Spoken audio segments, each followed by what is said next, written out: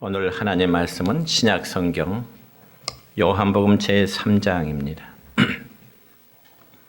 요한복음 제3장 3장 16절 한 절 말씀입니다. 하나님이 세상을 이처럼 사랑하사 독생자를 주셨으니 이는 그를 믿는 자마다 멸망하지 않고 영생을 얻게 하려 하심이라. 아멘. 사랑과 축복의 메시지 나누겠습니다. 사랑하고 축복합니다. 사랑하고 축복합니다. 감사합니다.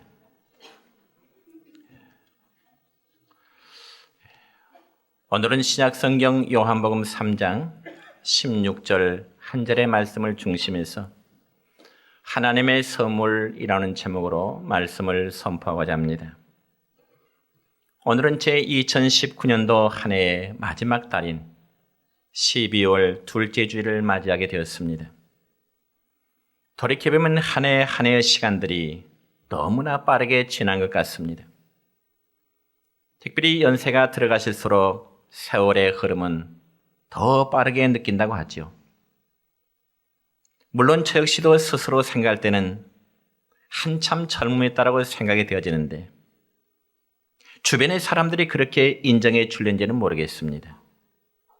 아무튼 시간의 흐름은 아무도 말릴 수가 없어서 정말 빨리 흐르고 있는 것입니다. 그래서 옛날 어느 대중가요의 노랫말처럼 가는 세월 그 누구도 잡을 수가 없는 것 같습니다.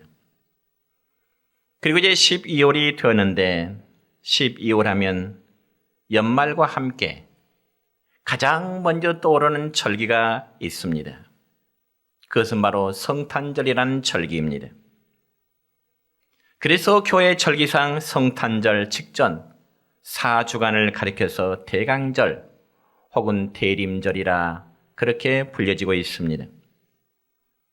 그러므로 오늘은 대강절 제2째 주일을 맞았기 때문에 성탄에 관한 메시지를 전하고자 합니다.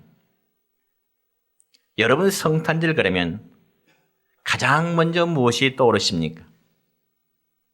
물론 믿음이 좋으신 분들은 당연히 예수님이라고 답변하실 것입니다. 옳습니다.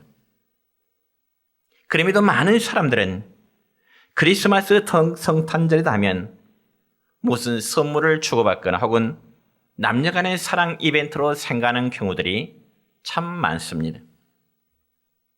또한 어린아이들은 예나 지금이나 여전히 성탄절 예수님보다는 산타클로스 할아버지를 더 좋아하게 되는 것이죠. 그래서인지 매년 성탄절이 다가오면 가장 먼저 크리스마스 장식을 하고 또한 성탄절을 기다리는 것은 교회가 아니라 일반 상가나 혹은 백화점들입니다. 물론 서로 간 선물을 주고받는 자체 참 아름다운 일입니다. 그리고 특별히 상대방에게 꼭 필요하고 사랑이 듬뿍 담긴 그 선물은 정말 귀한 거지요. 제가 상당히 오래전에 읽은 책 가운데 크리스마스가 되면 꼭 잊혀지지 않는 책이 하나 있습니다.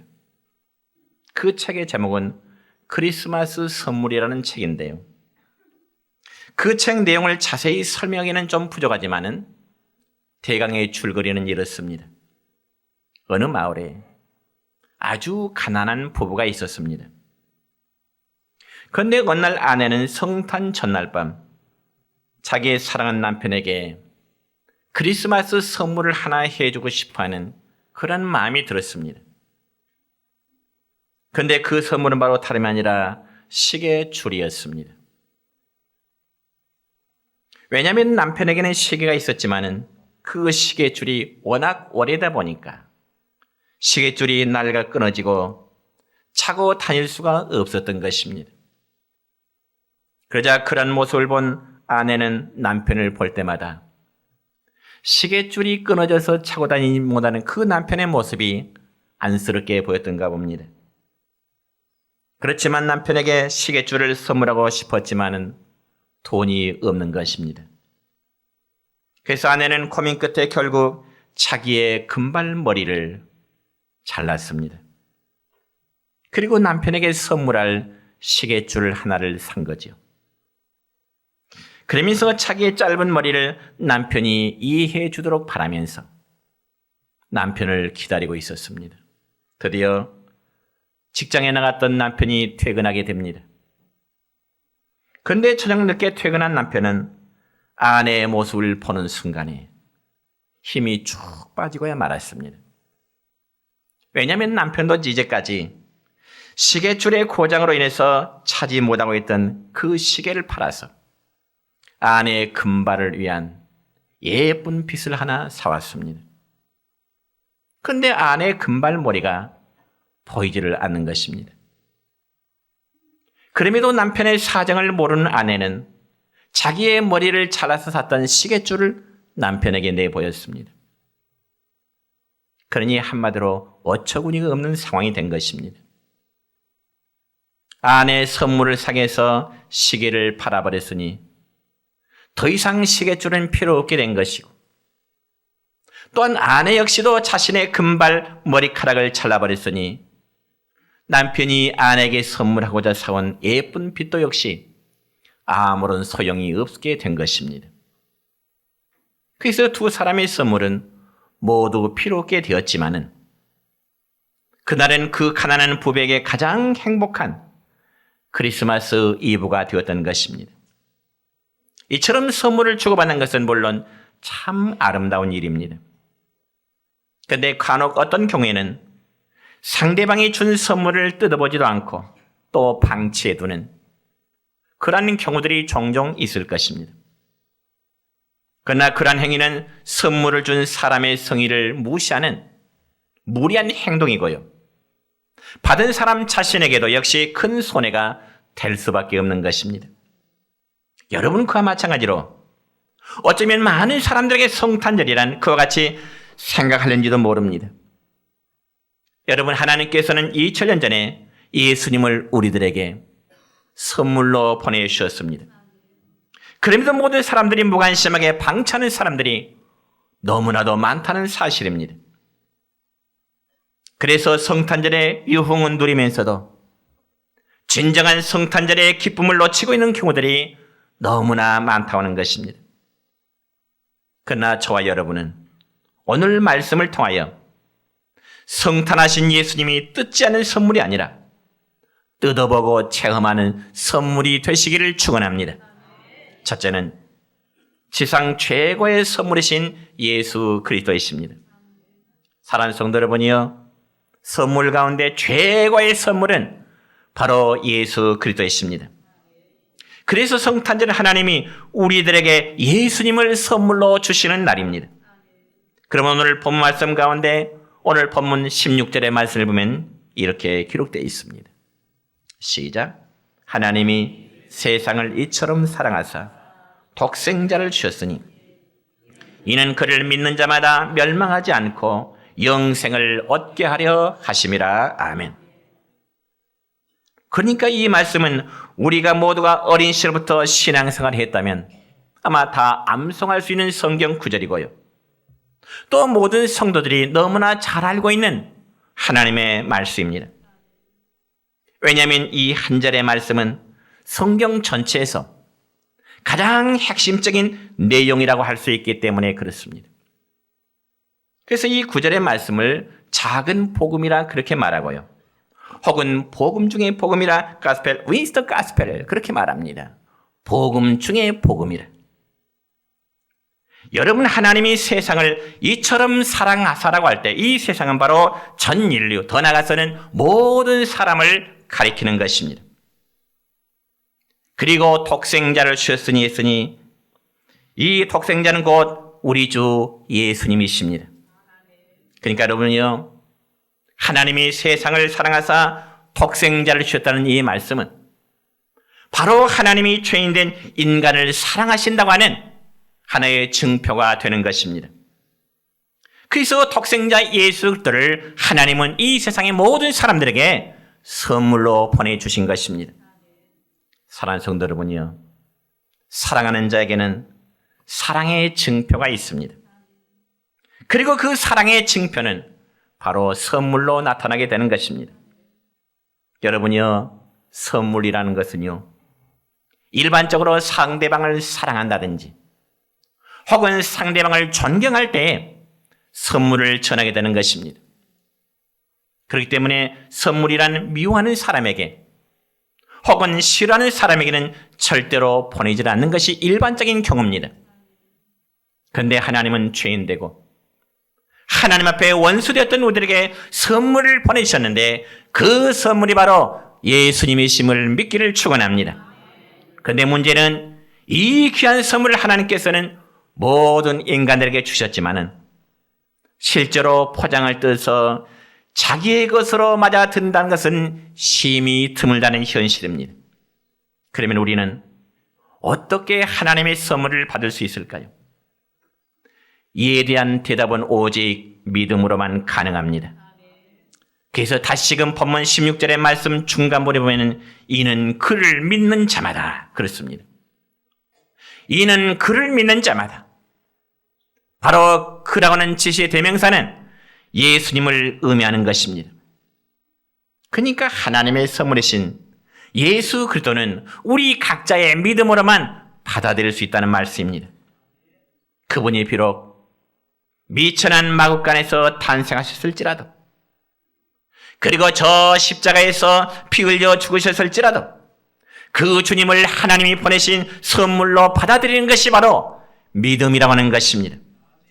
그리고 선물이란 돈을 주고 사는 것이 아니라 은혜로 거저 받아들이는 것입니다.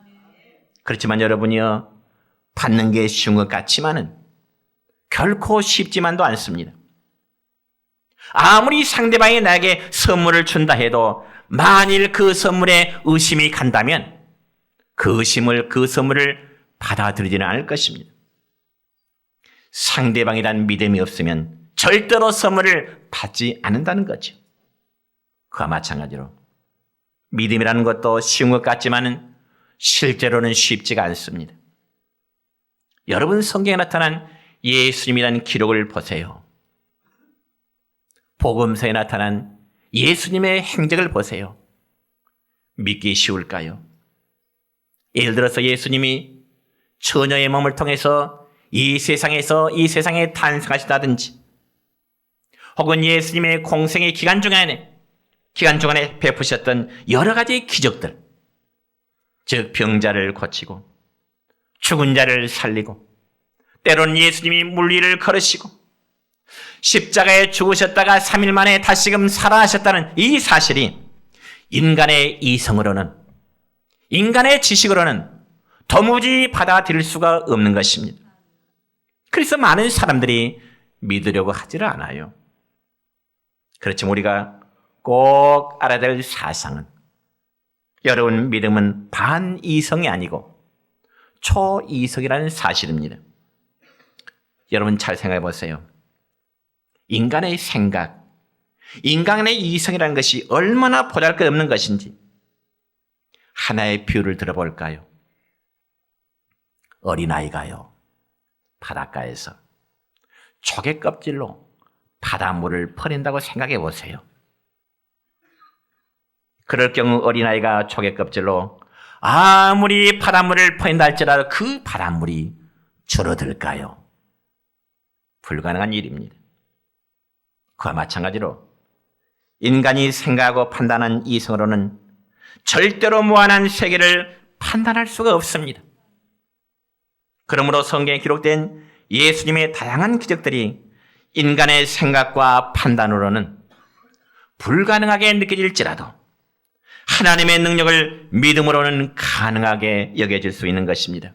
그게 바로 믿음은 초이성적이라는 이야기인 것입니다. 그러니까 인간이 하나 앞에 겸손해지면, 자기 자신을 부인하면 믿음의 사실을 믿을 수 있는 것입니다. 여러분 특별히 예수님께서 탄생하신 이스라엘 땅 베들레헴에 가보면요, 예수님 탄생 기념 교회가 있습니다. 그런데 특이하게도 그 교회는 안으로 들어가는 입구가 매우 좁습니다. 낮고 좁습니다. 그래서 그 문을 소위 겸손의 문이라 불려지는데 예수님이 탄생하신 그 교회 입구는 고개를 숙이지 않으면 들어갈 수가 없습니다. 실제로 그 겸손의 문의 높이는 1.2m에 불과하고요. 폭은 80cm밖에 되질 않습니다. 그러니까 어린아이의 크기나 들어갈 수 있지 성인의 크기로는 제대로 서서 들어갈 수가 없는 것입니다. 물론 예수님 탄생 기념교회 초기에는 그렇게 작게 만든 건 결코 아닙니다. 그럼 왜 예배당 출입문을 그렇게 작게 만들었을까요? 거기에 대한 이유가 있습니다. 여러분 세계 역사를 공부하다 보면 십자군 전쟁이라는 게 있었습니다. 그러면 십자군 전쟁이란 무엇인가 하니 주후 11세기 말에서 13세기 말 사이에 서유럽의 기독교인들이요 성지 예루살렘과 그리고 당시 이슬람 교도들이 지배하고 있는 예루살렘 그 성읍을 차지하기 위해서 약 200년 동안 8차례에 걸쳐서 원정 전쟁을 이루게 되었습니다. 그 전쟁을 소위 십자군 전쟁이라 그렇게 불려집니다. 그래서 그 십자군 전쟁에 참여한 군사들을 이제 십자군이라 부르는데 그 이유는 당시에 참가한 군사들의 가슴과 어깨에는요 십자가 표시를 했기 때문에 십자군 혹은 십자군 전쟁 그렇게 불리고 있습니다. 그런데 여러분 이처럼 전쟁을 치른 가운데 군사들이 함부로 말을 타고요 예수님께 탄생하신 기념교회 안으로 들어오는 것입니다. 말을 타고 기념교회당 안으로 들어온 거예요. 그래서 안 되겠다 싶어서 이제 교회 측에서는 기존의 문을 헐어버리고 다시금 작게 오늘날처럼 만들어 놓게 된 것입니다. 그래서 누구든지 왕이신 예수님 앞에 나올 때는 세상의 왕이 되었든 그리고 귀족이 되었든 다 고개를 숙이고 들어가야만 된다고 하는 의미인 것입니다. 그리고 실제로 과거에 제가 성지순례 하면서 그 안에 들어갈 때도 보니까요. 역시 예루살렘 성지는 아마 세계 여러 나라 중에서도 우리 한국 사람들이 가장 많이 가는 것 같아요. 그래서 이 입구 이제 돌문 상단에는 우리 한국말로 글씨가 4자 적혀져 있어요. 거기에 뭐라고 적혀진 줄 아십니까? 머리 조심 이렇게 적혀 있어요. 머리 조심. 그러니까 인간이 꼿꼿이 서서는 그리고 자기의 이성으로는 하나님을 결코 판단해서는 안 된다고 하는 그런 의미입니다. 여러분의 인간의 이성이 앞서면 결코 믿음이 생기질 않습니다. 그러므로 성탄절을 준비하는 대강절에 우리에게 가장 이제 중요한 게 무엇일까요? 바로 겸손한 마음입니다. 그래서 그런 마음으로 인해서 믿음이 생겨지게 되는 것이고 믿음이 견고하게 이르게 될 줄로 믿습니다. 그리고 예수님이 하나님의 아들이시며 십자가를 지심으로 우리 죄를 대속하신 구세주를 믿는 그 믿음이 있을 때 비로소 하나님이 주신 최고의 선물인 예수님이 저와 여러분에게 다가오실 줄로 믿습니다.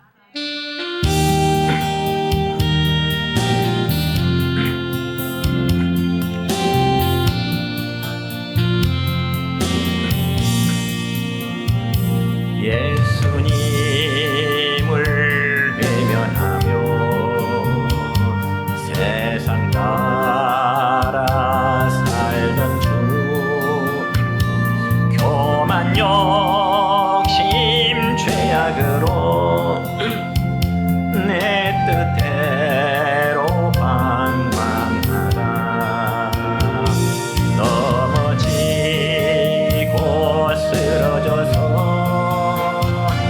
세상 사람 조롱할 때 주여 어디 계십니까? 이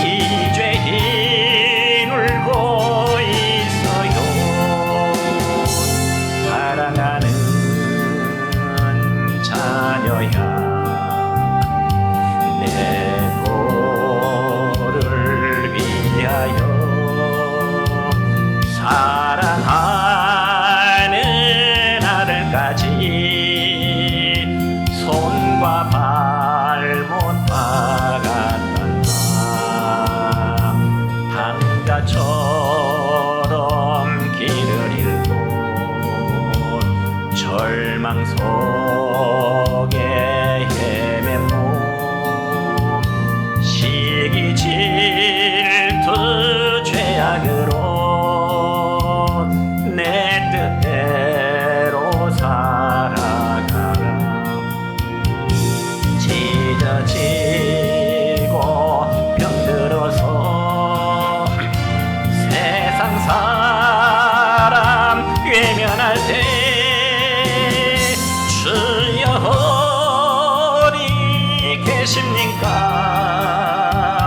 이 죄인 찾고 있어요. 사랑하는 자녀야,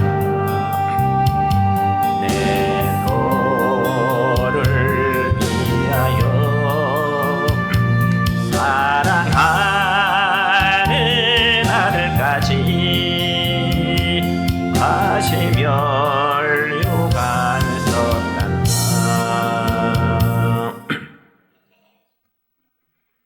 두 번째는 예수님으로 인한 선물의 내용입니다. 그러면 구체적으로 성탄절 우리에게 주어지는 예수님의 선물의 내용은 과연 무엇일까요? 한마디로 말하자면 하나님 자녀의 특권을 우리에게 주신 선물입니다. 여러분 요한복음 1장 12절의 말씀 보면은 이렇게 기록됩니다. 시작. 영접하는 자, 곧 그 이름을 믿는 자들에게는 하나님의 자녀가 되는 권세를 주셨으니 아멘. 여러분 여기 권세라는 말씀의 의미는 다른 말로 특권이라는 뜻입니다. 그러니까 하나님은 예수 믿는 자들의 죄를 용서해 주실 뿐만 아니라 하나님의 자녀라는 특권을 우리 각자에게 주었다는 사실을 믿으시기를 축원합니다. 이것이 바로 하나님의 선물입니다. 앞에서도 말씀을 드렸듯이 여러분 선물은 돈을 주고 사는 것이 아니고 값없이 은혜로 받기만 하면 되는 것입니다. 그래서 나에게 주는 선물로 믿고 받아들이기만 하면은 우리는 하나님의 자녀라고는 놀라운 특권을 부여받게 되는 것입니다. 그러면 구체적으로 하나님이 우리에게 주신 선물의 내용이 무엇일까요? 한마디로 종합 선물 세트라고 저는 그렇게 한번 비유해 보고 싶습니다. 그러니 뜯어보지 않으면 방치하면 손해일 뿐이죠. 그래서 하나님이 예수님을 통하여 우리에게 주신 선물 내용을 몇 가지만 생각해 본다면 첫째는 구원과 영생입니다. 여러분 우리가 성경책을 아무리 넘겨봐도 이 성경의 중심 사상은 예수님께서 죄인된 우리를 구원하심과 영생의 축복의 약속인 줄 믿습니다. 다시 한번 본문 16절의 말씀 읽겠습니다. 시작. 하나님이 세상을 이처럼 사랑하사 독생자를 주셨으니 이는 그를 믿는 자마다 멸망하지 않고 영생을 얻게 하려 하심이라. 아멘. 하나님 앞에 우리 모두의 각자의 원래의 모습은요, 죄로 인하여 영적으로 죽어있던 존재들이었습니다. 우리가 예수 믿기 전에는 우리가 육신의 모습으로 활동을 생각하고 사고하고 살아갔지만은 하나님이 보실 때는 영적으로 죽은 자다 그 말이에요. 영적으로 죽었고 육신적으로 죽고 영원히 죽게 될 수밖에 없는 존재들이었습니다. 그렇지만 예수님을 믿는 자들은 영원한 사망에서 생명으로 건증을 받고 영생을 얻게 된 겁니다. 그래서 이 세상에서도 영생의 기쁨을 누리고 세상을 떠날 때도 천국에 이르게 되는 것입니다. 믿으시기를 축원합니다. 그래서 오늘 본문의 말씀과 비슷한 말씀이 요한일서 4장 9절부터 10절까지의 말씀이 있는데 함께 읽습니다.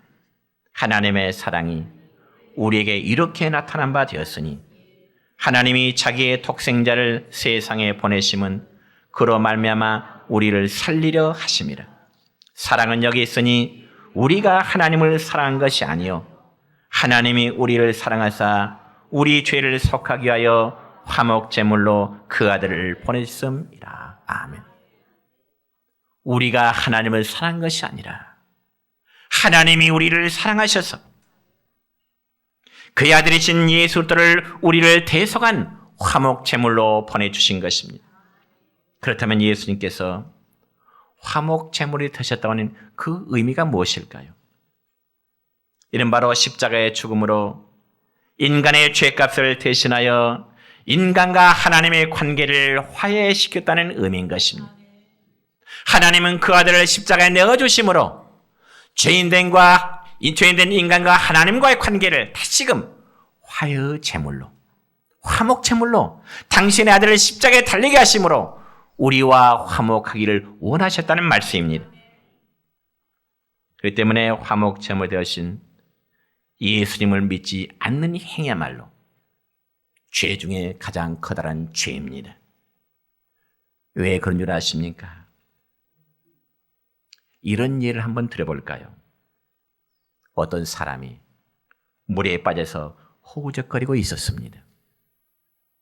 그런데 마침 그 옆을 길을 가다가 그러한 광경을 목격한 사람이 그에게 긴 줄을 던져주었습니다.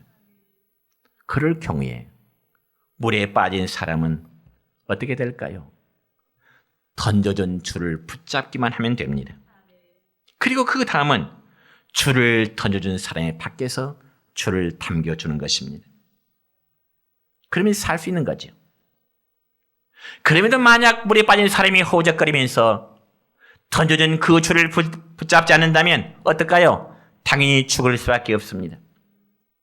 그와 마찬가지로 예수님은 죄에 빠진 자들에게 하나님께서 던져주신 생명줄과도 같은 것입니다. 그래서 살기 위해서는 그 생명줄 대신 예수님을 붙잡고 믿어야만 되는 것입니다. 그리할 때 구원함과 영생함이 여러분에게 축복이 있을 줄로 믿습니다. 두 번째는 우리에게 기도의 축복입니다. 여러분, 하나님의 자녀에게 두어진 특권 중에 험한 세상에서 실제로 누리는 복은 바로의 기도의 특권입니다. 그래서 우리는 하나님 앞에 필요할 때마다, 어려울 때마다 기도하면 하나님이 우리 기도를 응답해 주신다는 그 사실을 믿고 있습니다. 그래서 로마서 8장 32절 보면 이런 말씀이 있습니다. 시작. 자기 아들을 아끼지 아니하시고 우리 모든 사람을 위하여 내주시니가 어찌 그 아들과 함께 모든 것을 우리에게 주시지 않겠느냐. 아멘. 여러분, 이 말씀이면 하나님께서 우리에게 독생자를 선물로 주셨는데 그 이상 하나님께 또 무엇을 아끼겠느냐 그 말이죠. 하나님의 가장 귀한 것을 우리에게 선물로 주셨는데 더 무엇을 아끼겠느냐 그 말이죠. 예수님을 이 땅에 보내심은 하나님의 전부를 우리에게 주심인 것입니다. 그럼 우리는 담대히 기도할 수 있습니다. 요한복음 5장 14절의 말씀입니다. 시작. 그를 향하여 우리가 가진 바 담대한 것이 이것이니 그의 뜻대로 무엇을 구하면 들으심이라. 아멘. 믿습니까? 이 말씀 가운데 그의 뜻대로는 말씀이 정말 중요합니다. 우리가 하나님의 자녀라는 특권이 있지만은 아무렇게나 기도하면 곤란하다는 거죠. 기도를 하되 아무렇게나 하면 안 된다는 거죠. 우리를 가장 잘 아시고 미래도 훤히 내다보시는 하나님이심을 믿는다면 그분의 뜻대로 기도하는 자세가 우리에게는 필요한 것입니다. 그렇지 않고 내 생각과 내 욕심을 채우기 위해 기도한다면 하나님이 들어주실까요? 아니요. 우리는 이 성탄의 계절에 우리에게 주신 기도의 특권을 잘 활용하십시다. 하나님 우리에게 약속하신 그 진정한 복을 누리시기를 축원합니다. 세 번째, 우리에게는 보호하심과 승리함의 은혜를 주십니다. 여러분, 하나님 우리를 자녀 삼으셨기에 우리가 이 세상에 살아가는 동안에 하나님은 자녀된 저와 여러분을 늘 절대 보호하십니다. 그럼 우리가 세상에서 비록 어려운 일을 당한다 할지라도 승리할 줄로 믿습니다. 여러분, 예수님은 부활 승천하시면서 살아가는 제 아들에게 주님 재림하시는 모든 사람들에게 남기시는 말씀이 있습니다. 그 말씀이 무엇일까요? 마태복음 28장 20절의 말씀입니다. 시작. 벌지어다 내가 세상 끝날까지 너희와 항상 함께 있으리라. 아멘. 너희라는 말을 우리 각자에게 한번 적용시켜 보세요. 예수님이 볼지어다 내가 세상 끝날까지 나와 항상 함께 있으리라. 믿습니까? 저는 이 말씀은 전능하신 하나님의 아들이신 예수님께서 이 세상 종말의 때까지 그의 자녀여 그의 백성들과 함께 해주겠다는 이 약속입니다. 이 정도면 다 되는 건 아닐까요? 또 요한복음 5장 18절 말씀 볼까요? 시작. 하나님께로부터 나신 자가 그를 지키심에 악한 자가 그를 만지지도 못하느니라. 자, 하나님께로부터 나신 자, 그분이 누구예요? 예수님이 그를 지키심에 누구를 지키세요? 나를, 우리를 지키심에 악한 자 그를 만지지도 못한다.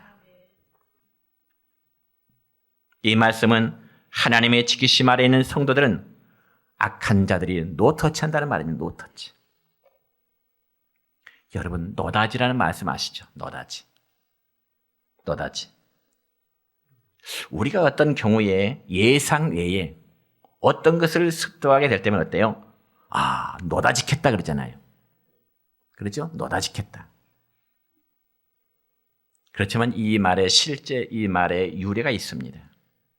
노다지란 말이 유래가 있어요. 구 한말실에 저 북한 평안북도 운산에는 금을 캐는 금광이 하나 있었습니다. 평안북도 운산에는 금을 캐는 금광이 있었어요. 근데 이제 금광의 채굴권을 미국인이 이제 따낸 거죠. 미국인이. 그래서 미국인 감독이 조선 사람들의 인부를 데리고 작업을 하다가 금덩어리가 나오면 상자에 담으면서 뭐라고 말했을까요? No touch. No touch. 이 말은 만지지 말아라 그런 뜻이에요. 만지지 말아라. 근데 우리나라 사람 듣기로는 어떻게 들려요? 노다지. No touch란 말과 노자란 말이 노다지가 전혀 다른데 No touch란 말이 노다지 그렇게 들려요. 내 거야 건드리지 마. No touch라는 말은 내 거야 건드리지 마. 방금 읽은 성경 말씀해 보니까 요한일서 5장 18절에 뭐라고 말씀해요? 하나님께로 나신 자가 그를 지키심에 악한 자가 그를 만지지도 못하게 하신다고요. No touch 하도록 지키신다고 말씀하십니다. 여러분 하나님의 자녀된 우리는 세상의 어떤 도전도 마귀의 심도 주께서 우리와 함께 하심에 승리할 줄로 믿습니다. 이제 말씀했습니다. 이 성탄의 계절에 예수 그리스도를 뜻지 않은 선물처럼 방치하지 마시기 바랍니다. 예수님을 외면하지 마시기 바랍니다. 뜯어보고 체험하시기 바랍니다. 들어보고 믿으시기를 바랍니다. 그리고 많은 사람들에게 이 귀한 선물을 힘써 전해주는 저와 여러분 되시기를 주님의 이름으로 축원합니다.